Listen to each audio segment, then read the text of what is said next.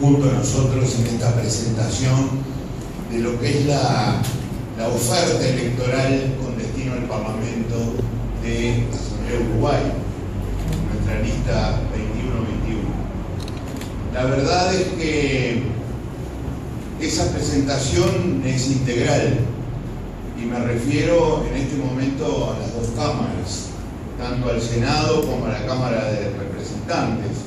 No podríamos analizar una sin la otra. Tampoco podríamos hacerlo desconociendo nuestra pertenencia al Frente Liber Seregni, ese proyecto político que no es meramente un proyecto electoral, como lo hemos señalado desde su propia fundación antes de las elecciones de 2009, que es un proyecto de acumulación, un proyecto que tiene una estrategia, una finalidad fundamental en el marco del Frente Amplio al cual pertenecemos indisolublemente. Como decía Seregni, estamos casados con el Frente Amplio hasta el fin de nuestros días. A él le gustaba mucho repetir esa frase y decía que tenía 2 matrimonios que no se disolverían nunca, uno con Lili y otro con el Frente Amplio. Bueno, nosotros no tenemos un matrimonio con Lili, pero sí tenemos un matrimonio indisoluble con el Frente Liber Seregni y con el Frente Amplio. Y al mismo tiempo, nuestra presentación ha sido, en primer lugar, analizada, discutida y luego aprobada con ese criterio de visión integral y completa.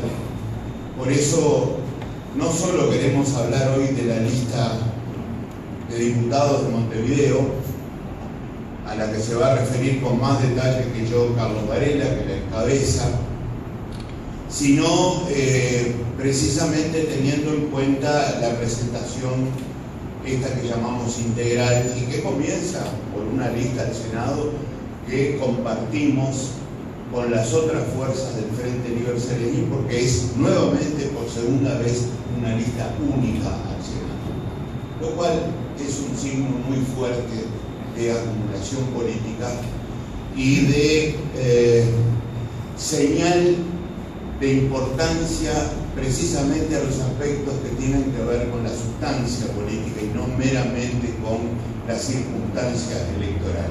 En toda democracia lo electoral es absolutamente fundamental, es insubstituible. No debe ser, sí, el fin en sí mismo de nuestra actividad política.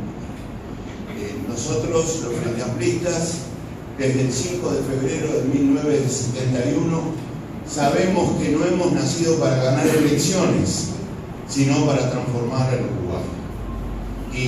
Y la elección, que, repito, es un paso insustituible en nuestra democracia y para el Frente Amplio también, es la oportunidad que pedimos para lograr precisamente un lugar de trabajo en ese proceso de transformación. Y nunca simplemente para ocupar un cargo, tener una distinción, una jerarquía, porque eso sería simplemente invertir la importancia de los términos y los conceptos en los que estamos involucrados. La política está antes que todo y es el concepto superior, la actividad superior. Lo electoral al servicio de la política y fundamentalmente de sus finalidades fundamentales que refieren a la transformación del país. Nosotros tuvimos la buena oportunidad en esta elección, antes de definir las candidaturas, de discutir criterios que yo quiero compartir con ustedes, porque fue en base a esos criterios que hicimos el esfuerzo de estar lo más cerca posible de los mismos. El primero de ellos fue el de equilibrar trayectoria, experiencia y renovación. 3 conceptos que son muy importantes, sobre todo cuando encontramos el adecuado equilibrio entre los mismos. Y la verdad es que Asamblea Uruguay tiene capacidad humana que responda a esas características fundamentales. Tiene compañeros con trayectoria, que hace 20 años están trabajando en esta organización, esto es desde el primer día, tiene experiencia de compañeros que la han acumulado y no solo en el Parlamento, y afortunadamente tiene en los tiempos que corren renovación, esto es figuras nuevas.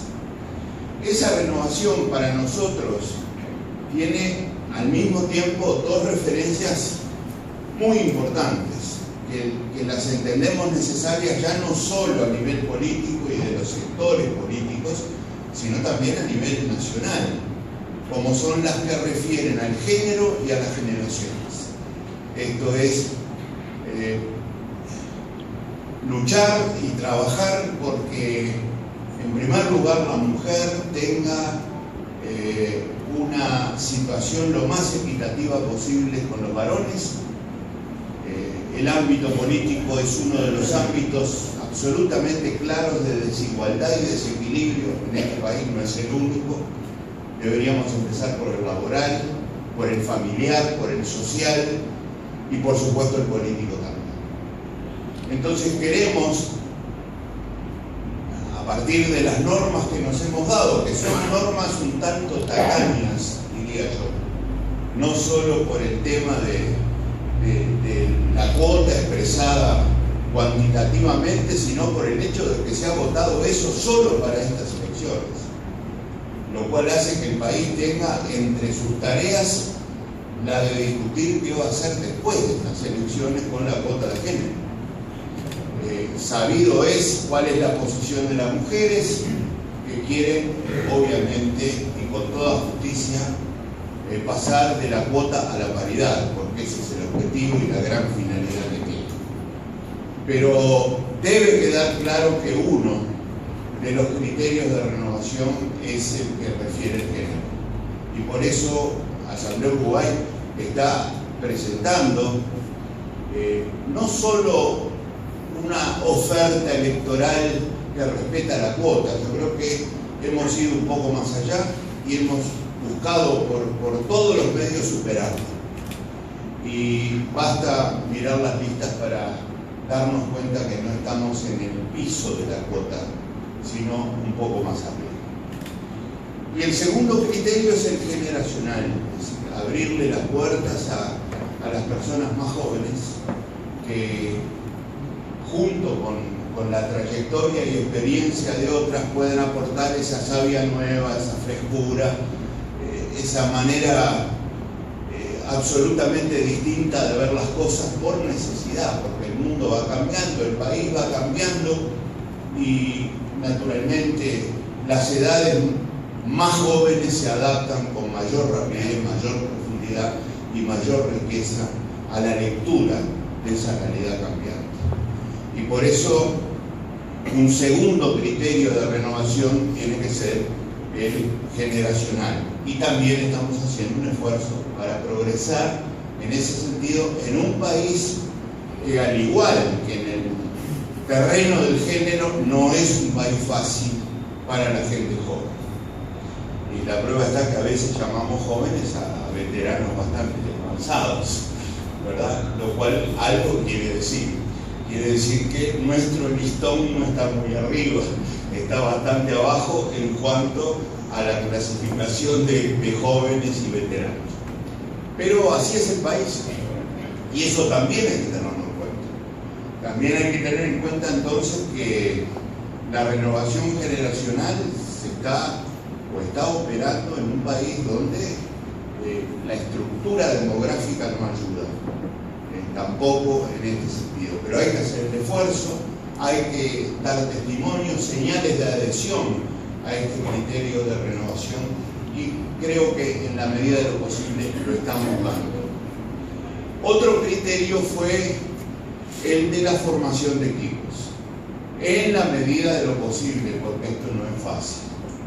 En la medida de lo posible hemos tratado de articular compañeros que en las distintas líneas de candidaturas al Senado y a la Cámara de Representantes pudieran ir complementando sus capacidades en torno a ciertos objetivos, y ojalá, si fuera posible, cierto grado de especialización. porque eso para un trabajo parlamentario es muy importante. Que haya un titular que pueda ser sustituido fluidamente por un suplente, sin el drama de tener que pagar el costo de una transición que dificulta el trabajo y sobre todo entorpece las decisiones a tomar, es un camino que hay que tratar de seguir siempre. No es fácil tampoco. Estamos haciendo, quiero que lo sepan, un esfuerzo en ese sentido. Estamos tratando, intentando avanzar desde ese punto de vista. Y por lo tanto, junto con este criterio que es complementario de los anteriores, nosotros estamos procurando entonces tenerlos en cuenta al mismo tiempo todos, agregando la posibilidad de disminuir algo que ha pasado siempre en todos los sectores políticos partidarios y a nosotros también nos ocurrió, que algunos nombres han aparecido repetidamente, reiteradamente en la presentación electoral que exige hacer propuestas numerosas, contando titulares y suplentes de las dos cámaras.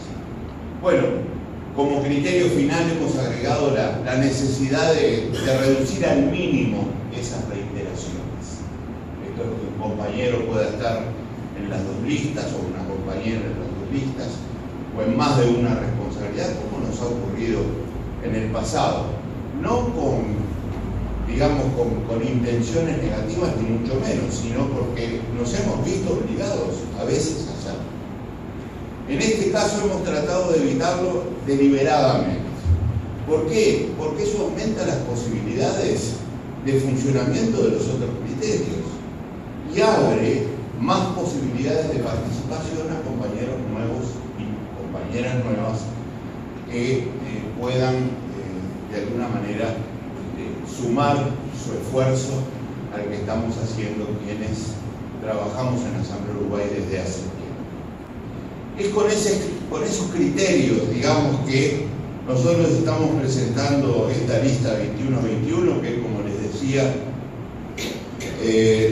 presenta al Senado una primera línea en la que me acompañan Enrique Pintado, Carlos Baraybar, María Sara Rivero, una tercera línea en que acompañan a Daniela Paisé, Miguel Basallo, Eva Gomori y Juan Ripoll, compañero de Canelones.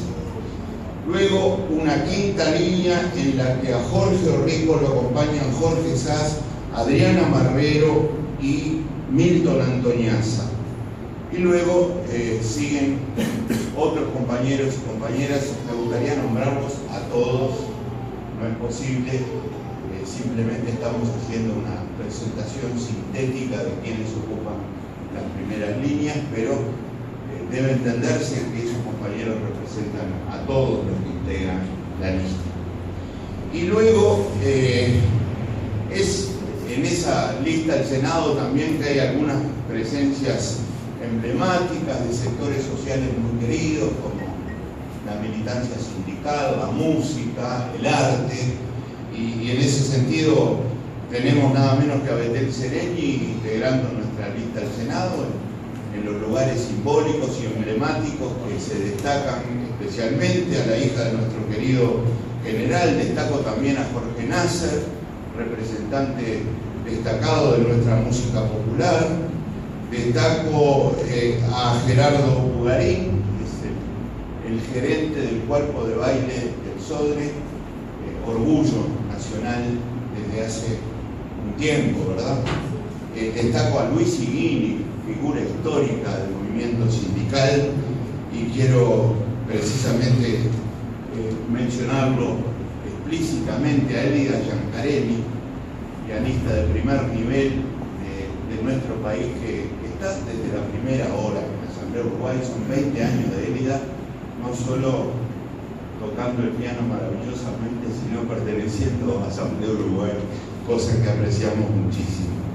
Y en ese sentido, también destaco al queridísimo compañero Richard Reed, no solo porque es una figura representativa representativa del movimiento sindical, sino porque es un ejemplo de renovación mental, lo cual es también otro criterio de renovación que tenemos que apoyar.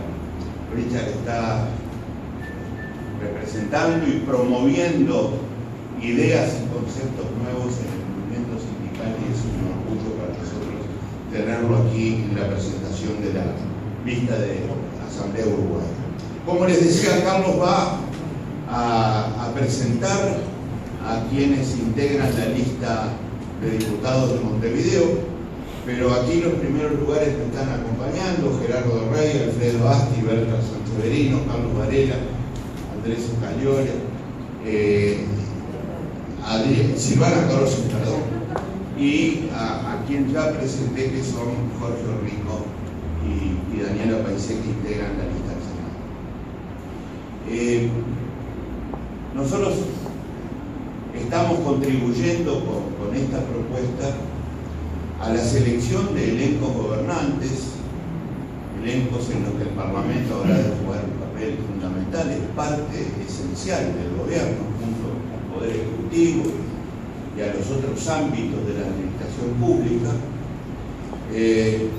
en un periodo donde la política va a tener que asumir nuevamente un papel fundamental. Por eso destacábamos tanto hoy su superioridad conceptual respecto a la peripecia electoral. A mí me gustaría destacar esto siempre, sobre todo en tiempos en los que parece que las transformaciones o los cambios que ha venido experimentando el país no obedecen a decisiones políticas tomadas efectivamente. Y nosotros decimos, no solo los cambios que ha tenido el Uruguay durante los últimos tiempos obedecen a decisiones políticas que han tomado los uruguayos. Las decisiones no son solo de los gobernantes, las decisiones son también de quienes responden con sus conductas a las señales que lanzan los gobernantes con los contenidos de sus políticas públicas, y así se hace la transformación de un país, con los integrantes de una sociedad que asumen el papel de sujetos de su historia y no meramente de objetos librados al azar de fuerzas exógenas que determinan cuál será el destino del Uruguay. Nuestra historia, lo hemos dicho mucho, no está escrita. Nuestra historia la escribimos nosotros, y la escribimos haciendo política, y la seguiremos escribiendo en el futuro haciendo política y tomando decisiones fundamentales para que el próximo gobierno del Frente Amplio no sea más de lo mismo, sino un gobierno que continúe recorriendo la senda de las transformaciones, asumiendo las enormes responsabilidades y desafíos que tiene el país desde este punto de vista. Y así vamos a tener que ir actuando desde el Parlamento, que será importante, compañeros y compañeras, cualquiera sea el resultado de la elección. Porque un Parlamento puede funcionar y es imprescindible para buscar acuerdos, para buscar consensos. También debe funcionar no solo para buscar consensos, sino para asumir una parte fundamental del papel protagónico de la política. El Parlamento es una especie de síntesis política fundamental de la sociedad. Y allí trabajaremos en el Senado y en la Cámara de Diputados con los compañeros y las compañeras candidatas, tratando de que ese Parlamento asuma su rol, cualquiera sea el resultado de la elección, repito. Tanto cuando le toque buscar puntos de encuentro entre posiciones diferentes, como cuando le toque ser uno de los factores fundamentales para llevar a la práctica decisiones políticas que precisamente encarnen en instrumentos que debe tratar el Parlamento, como son las leyes, por ejemplo. Pero ahí no se agota la tarea, tendremos que ir construyendo un Parlamento con nuestro aporte, nuestra contribución auténticamente representativo, en primer lugar. ¿Representativo de qué? De todas las ideas que están presentes en la sociedad, de todos los enfoques, de todas las visiones. Recién decíamos, Parlamento, síntesis política. En primer lugar, síntesis política de las visiones distintas que hay en el país, de los enfoques diferentes, que hay que encarar con respeto, con tolerancia, propias de una democracia auténtica. Un Parlamento transparente, con una caja de cristal, a través de cuyas paredes se ve todo lo que ocurre. Un Parlamento que no tiene secretos para la sociedad. Un Parlamento que muestra todo aquello que llega, que se hace y lo que se resuelve. Un Parlamento accesible, de puertas abiertas a la sociedad. No un palacio que está aislado de la misma y que se encierra para que sus legisladores, senadores y diputados mantengan cierta distancia respecto a la sociedad. Y por supuesto un Parlamento dispuesto a rendir cuentas. Esto es, por un lado, a ser transparente, por un lado, a ser accesible y simultáneamente dispuesto siempre a rendir cuentas ante la sociedad acerca de las decisiones que ha tomado y, por supuesto, los impactos y las consecuencias que estas decisiones puedan haber tenido. Eso es un Parlamento democrático. Y nosotros hoy estamos presentando a un conjunto de compañeros y compañeras para que integren ese Parlamento democrático fundamental en el proceso de transformaciones que está viviendo y seguirá viviendo el Uruguay en los próximos